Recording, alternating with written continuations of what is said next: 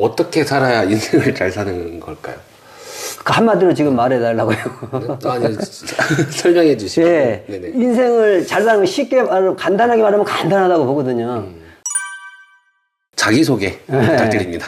예, 우선 제 소개를 좀 하겠습니다. 우선 나를 소개하기 위해서 드리고 싶은 말씀은 중학교 2학년 때 갑자기 사람은 어떻게 살아야 잘 사는 것일까라는 강한 의구심이 일어나더라고요.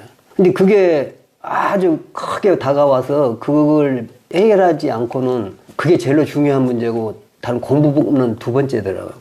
그래서 그 문제 그때부터 사람은 어떻게 사는 게 잘 사는 것인가 그걸 알고 살아야 되지 않겠는가 인생이 중요한데 그래서 그걸 그때부터 그 의심을 갖기 시작해서 지금까지 계속 그 의심을 놓지 않고 공부를 하며 왔다고 보거든요. 학교에서는 그걸 안 가르치고 주변에 부모님이나 선생님이나 그런 거 안 가르쳐 주더라고요.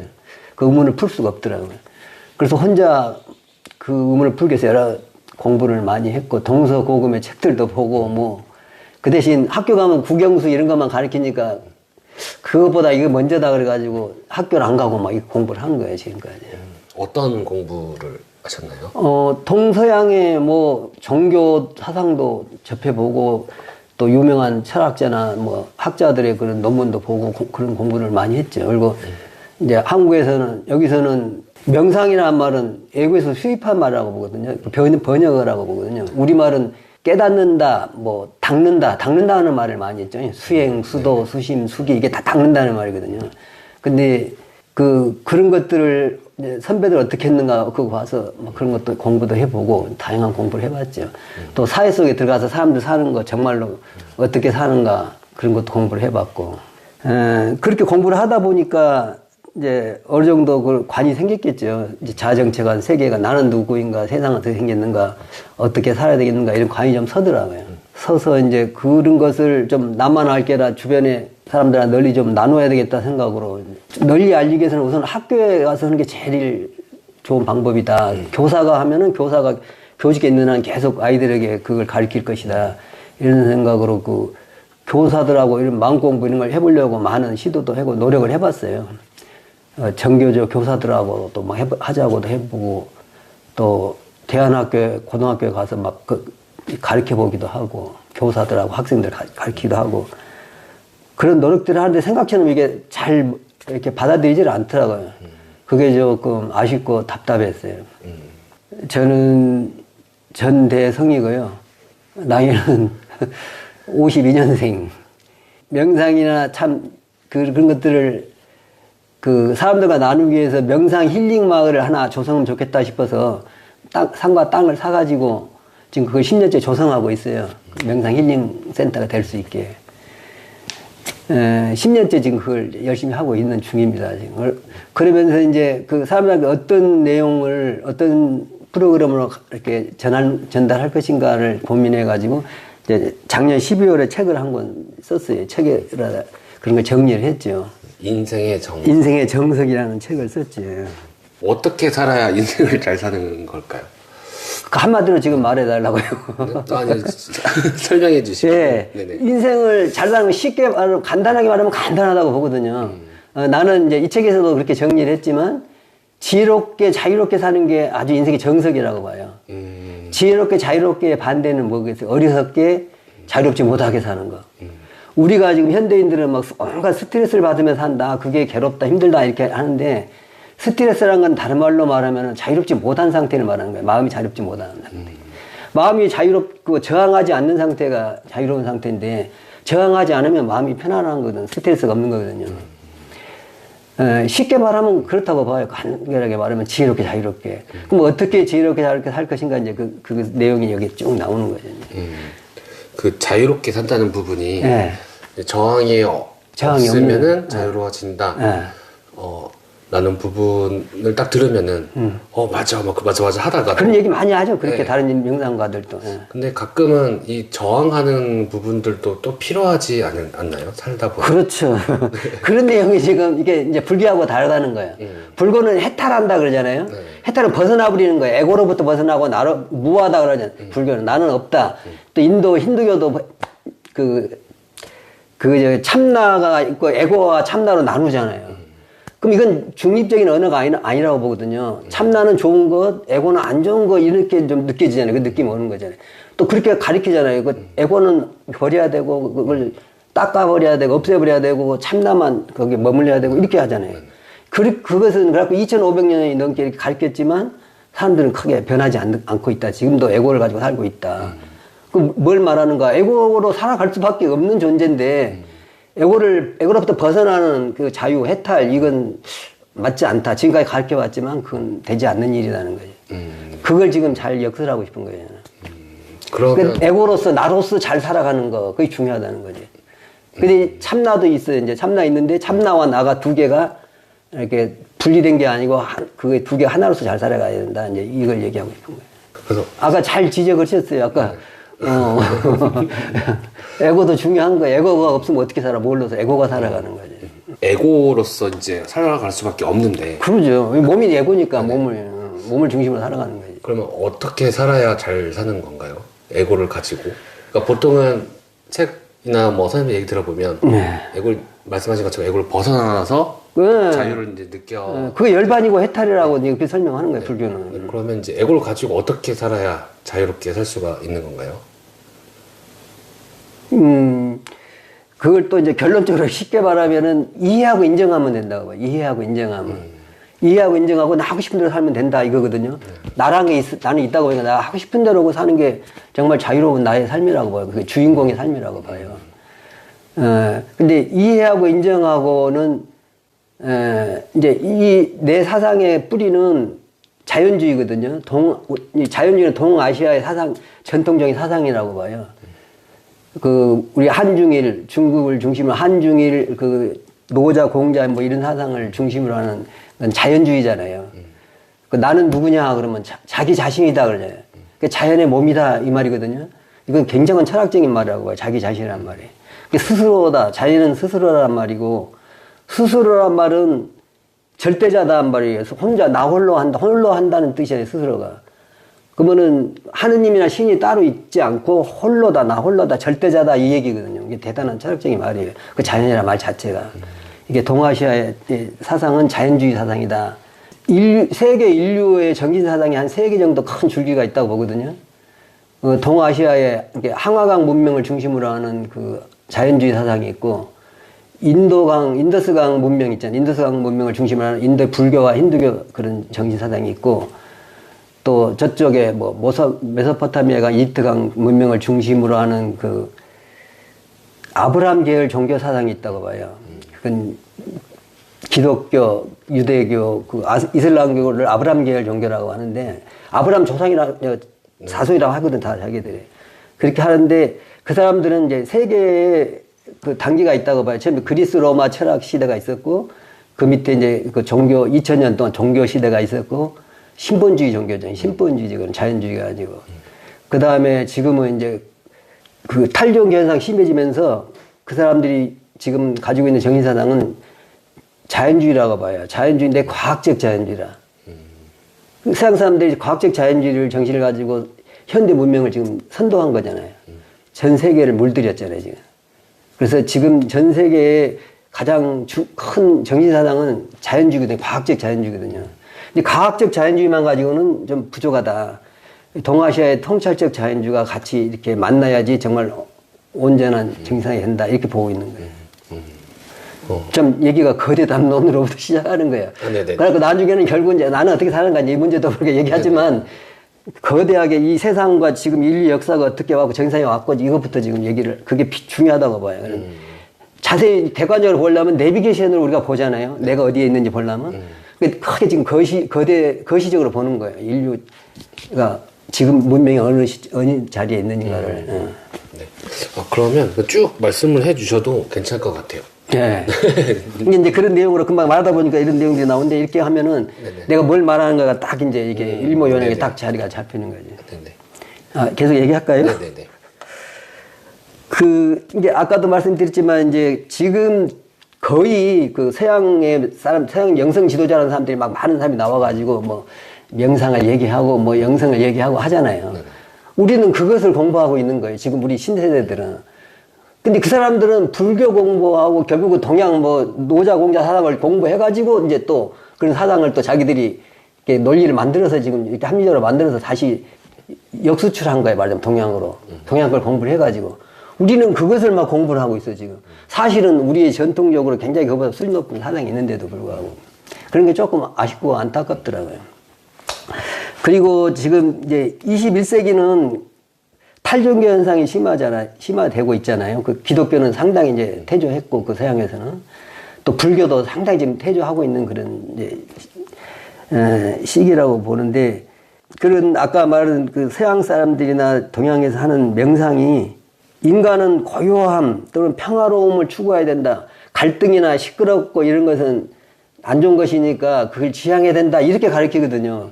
주로 고요함 상태, 평화로운 상태. 이걸 얘기하는데 그것이 명상의 대표적인 착각이라고 저는 보는 거예요. 인간이 고요하고 평화로운 걸 좋아한다. 이것은 착각이에요. 고요하고 평화로운 것만 좋아하는 게 아니라 갈등과 시끄러운 것도 좋아하는 거예요. 두 개가 다 필요한 거예요. 그 말씀 이해하겠어요?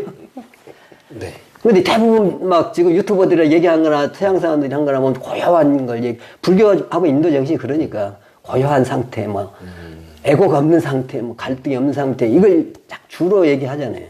그러니까 보통 이야기를 할 때 왜 고요해져야 되냐라고 했을 때 보통 이제 불교에서는 고통을 이제 없애기 위해서. 그러죠. 네, 그렇게 이야기를 하죠. 근데 고통을 없애서 다 부정해버린 거예요. 다 공허하다, 뭐, 무상하다, 이게 실체가 아니다, 이게 집착하지 말아라, 머물지 말아라.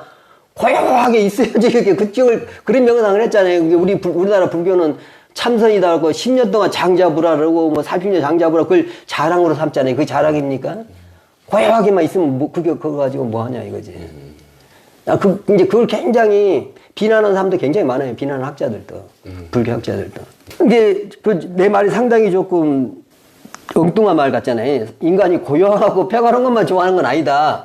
아니, 그거 아니라 평화로움과 그 갈등이 두 개가 똑같이 필요한 거예요. 자, 이걸 다른 말로 해보면 사람이 아무 갈등도 없고 정말로 평화롭고 고요한 곳에 가만히 놔두면 그게 또 최고의 괴로운 상태가 되는 거예요. 무료하다 그래. 아무 일이 안 일어나면. 무료하고, 건태로워. 아무 일도 아니야. 똑같은 일만 반복되고. 건태로워하고 무료하고 그걸 좋아합니까? 그건 또 인간이 가장 또 싫어하는 것 중에 하나잖아요. 아무 일도 안 일어나면. 그렇죠. 우리가 영화나 드라마, 재밌는 영화나 드라마가 아무 갈등도 없고, 서로 다툼도 없고 밋밋하다면 누가 그런 드라마를 보고 영화를 보겠어요. 우리 인생도 아무 일도 안 일어난다면 그건 정말로 재미없고 좀 싱거운 인생이 되는 거죠. 뭐 획일적이고 막 아무 변화가 없고 또 건태롭고 막 이거 싫어하잖아요. 사람들이 건태로 뭔가 일어나기를 좋아하고 재밌는 일이 일어나기를 바라고 그러잖아요. 뭐 기대를 하고. 그러니까 그런 점에서 명상이 막 고요하기만 바라고 막 특히 우리나라 불교가 여지껏 가만히 앉아서 면벽적경하고 뭐 그걸 오랫동안 하면 잘했다고 하고 이건 아주 잘못된 그런 지향이라는 얘기지. 그런 명상. 그런 명상을 하지도 않아요. 서양 사람들은 안 하고 이빠사나는 좀 하고 그렇지만 서양 사람들은 명상은 이제 그 사람들이 불교를 열심히 공부했지만 우리나라처럼 참선처럼 그런 건 잘 안 하더라고요. 그리고 수천 년 동안 뭐 불교가 그런 걸 가르치고 그런 걸 했지만 아직 뭐 인류가 그렇게 막 정말로 평화로워지고 삶이 아름다워지고 그런 건 아니라고 보거든요. 그리고 무화로 살아가는 사람은 아무도 없다고 봐. 스님들도 그렇게 안 살아가고. 무화로 살아가는 거 아니잖아요, 스님들도. 몸을 중심으로 해서 살아가는 거지. 그 다음에 이제 또 한 꼭지 드리고 싶은 말씀은 인류 정신사상은 아까도 잠깐 말씀드렸지만 세 개의 큰 줄기를 형성하고 있다. 인류 정신 사상이 몇 개나 될까 하고는 몇천 년 동안에 엄청 여러 가지 사상이 있겠다라고 말할 수도 있겠지만 거시적으로 크게 봤을 때는 세 개의 큰 줄기다. 아까 말처럼 인도 정신, 불교와 힌두교 정신, 또 이 동아시아의 노자 공자 사상을 중심한 자연주의 정신. 자연주의와 인도 정신 이거 굉장히 달라요. 우리 자연주의는 무신론이에요. 말하는 신이 없어. 하느님도 없고. 그냥 자연이 하느님이고. 천지 자연하면 천지가 제일 높은 거잖아요. 천지가 하느님인 거예요. 제일 절대자인 거예요. 그리고 자연이란 말은 스스로란 말이라 스스로란 말 자체가 절대자란 말이야. 상대가 없고 둘이 서기가 아니고 홀로다. 자연 홀로 하는 것이다. 무의자연 하면은 다른 자기는 없다. 홀로 하는 것이다. 이 말이거든요. 뭐 다르게 막 해석하는 사람들도 많이 있는데, 그 말 자체가 다른 하느님이나 신이 있어서 뭐 이래라 저래라 그런 존재가 없고 자연 스스로 이렇게 스스로 하는 것이다. 자연이라는 것은 그게 무의자연이라는 뜻이라고 보거든요. 나를 자기 자신이라고 얘기하는 거, 이것도 굉장한 철학적인 말이에요. 자연의 몸이라는 뜻이잖아요. 몸기자, 몸신자니까 자기 자신. 자연이 전체고 거기에 대한 나는 하나의 몸이다. 그래서 굉장히 또 철학적인 말이라고 봐요. 그 인도 정신과 우리 동아시아 정신과 하나는 이제 아까 아브라함 계열 정신 사상, 그 세 개가 큰 세 개가 그걸 줄기라고 보거든요. 그보다 조그만 정신들도 있지만 거기에 다 포함된다고 봐요. 그래서 인류 정신 사상은 크게 보면 세 개의 큰 줄기가 있다. 그러면 지금은 이제 어떤가? 지금 21세기잖아요. 21세기에 태어나고 21세기에 살아가는 이 세대를 신인류라고 나는 그렇게 얘기하고 싶어요. 신인류. 그러면 그 전에 인류는 이제 9인류라 말해야 되는 거지, 9인류. 이게 20세기 전과 20세기 후가 인류의 문명, 정신, 사상 이런 게 엄청 다르다고 보거든요. 그래서 신인류라고 불러서 새롭게 볼 필요가 있다. 이런 얘기를 하고 싶은 거예요. 뭐를 기점으로? 뭘 기점으로 하느냐. 뭐가 그렇게 크게 변하느냐. 21세기를 기점으로. 제일로 큰 사건은 정신적인 세계화라고 봐요. 그 인류가 이미 그 경제적인 세계화는 이루어졌거든요. 그렇잖아요. 경제적으로 세계화가 됐잖아요. 그래서 세계 어디든지 가서 뭐 어느 국경의 문턱이 낮아져서 어느 나라든지 가서 경제활동도 하고 결혼도 하고 직장생활도 하고 할 수 있는 그런 경제적인 세계화는 이미 20세기까지 이뤘다고 보거든요. 근데 정신적인 세계화는 아직 아직 안 이루어지고 있다라고 보는 거예요. 근데 경제적인 세계화만 해도 인류가 처음으로 맞이한 큰 사건이거든요. 전체가 하나로 경제권이 이렇게 이루어졌다. 이건 대단한 사건인데, 또 정신적인 세계화까지 그 딱 되면은 이건 정말로 인류가 처음 맞이하는 큰 변화이다라고 보는 거예요. 정신적인 세계화는 어떻게 이해를 해야 될까요? 지금 이제 완성된 게 아니라 지금 이제 뭐 진행되고 있다고 보는데, 지금까지는 뭐 종교가 다르다고 서로 전쟁도 하고 갈등과 이런 게 심했잖아요. 그런데 탈종교 현상이 심화되면서 이제 그 전에 그 종교들은 좀 퇴색되고, 그 대신 명상이라는 이름으로 그 영성을 추구한다고 봐요. 전 세계가. 영성이라는 것은 좀 보편성이 있고 어느 나라나 다 그 영성을 중심으로 좀 세계화가 되고 있다. 2000년이면 21세기 초입이잖아요. 2000년에 그 WHO 세계보건기구에서 그 건강의 정의를 새롭게 정의를 했어요. 그 전까지는 몸과 마음이 건강하고 사회적으로 건강한 사람이 건강한 사람이다 이렇게 건강 정의를 내렸는데, 거기다가 이제 개정을 한 거예요. 그것을 거기다가 영성적으로 다이내믹해야 된다. 영성적으로 활성화된 사람이 건강한 사람이지, 그렇지 않은 사람은 건강한 사람이 아니라고 보는 거예요. 영적으로 활성화 안 된 사람은 온갖 스트레스에 시달리면서 괴로워하는 사람이니까 건강한 사람이 아니라고 본 거죠. WHO는 세계 그 의사들이 다 모여서 그걸 정한 거거든요. 근데 그 사람들이 세계적으로 다 그걸 한 거예요. 그 정신이라는 것과 영성이라는 것이 다르지 않나요?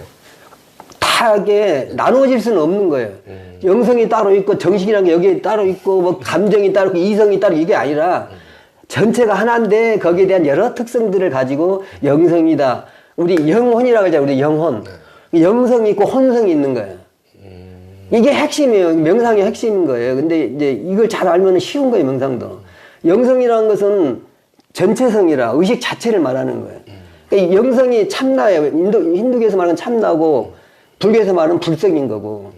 여기에 이제 그 혼이라는 건 뭐냐면 각 개별자들이라고 보니 개별성. 그러니까 나한테 정신이 있으면 나의 혼인 거지. 영성은 전체고. 그러니까 온라인이고 영성은 온라인이고 혼은 거기에 우리가 접속해갖고 들어가 있는 각 캐릭터들. 그렇게 이해하면 쉽잖아요. 그래서 이런 이제 용어가 표준화된다고 봐야 돼. 표준화돼야 된다라고 봐요. 그 정신적 세계화가 되기 위해서. 그런 작업들을 정말로 우리 앞서가는 유튜버들이나 이런 영성 지도자들이 그쪽으로 조금 이렇게 이끌어 가야 된다고 봐요. 그러면 정신적 세계화가 쫙 더 잘 가게 될 것이다. 이렇게 보는 거예요. 정신적인 세계화는 굉장히 중요한, 인류에 있어서 굉장히 중요한 일이에요. 정신적으로 다르고 서로 막 그런데 조금만 차이가 있으면 싸우고 다투고 전쟁도 하고 그랬었잖아요. 근데 다 같아지면은 정신적으로 세계화가 되면은 정말로 이제 훨씬 다툼도 줄어들겠죠. 그리고 아까 경제적으로는 이미 세계화가 됐고 정신적으로 또 세계화까지 되면은 이 세상은 정말 하나인 세상이 되는 거죠. 그 중요한 아까 뭐 신인류냐 구냐 뭐 얘기를 할 때 이제 얘기가 나왔는데 그것이 굉장히 중요한 정신적 세계화가 신인류가 되는 신인류라고 부를 만한 그런 새로운 인류다. 그 정신적 세계가 된 인류. 아직 안 됐지만 21세기에 다 될 거라고 보는 거예요. 지금 4차 산업혁명에서 초연결 초융합 이걸 막 추구하는데 5차 산업혁명이 또 21세기 더 이제 다시 발생할 텐데 그 대두가 될 텐데 그것은 영성을 중심으로 한 정신적 세계화가 이제 영성 산업화 될 것이다. 그게 5차 산업혁명으로 될 것이다. 이렇게 보는 거예요.